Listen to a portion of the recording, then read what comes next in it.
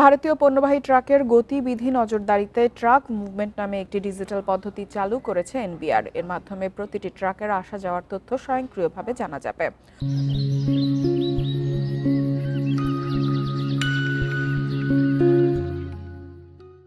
মূলত আমদানি রপ্তানি শুল্কায়ন কাজে ব্যবহৃত এসআই কুডা ওয়ার্ল্ড সফটওয়্যারে এই নতুন সাবমডিউল চালু করা হয়েছে। রাজস্ব বোর্ড জানায়, প্রাথমিকভাবে বেনাপোল কাস্টমস হাউসে এ সাব মডিউলটির পাইলট কার্যক্রম 15 ডিসেম্বর থেকে শুরু হয়েছে।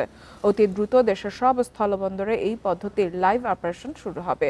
এতদিন ভারতীয় ট্রাকের আগমন ও বহির্গমন সংক্রান্ত কার্যক্রম ম্যানুয়াল পদ্ধতিতে পরিচালিত হতো। নতুন এই পদ্ধতির মাধ্যমে ট্রাকের সব তথ্য স্বয়ংক্রিয়ভাবে সংরক্ষিত হবে।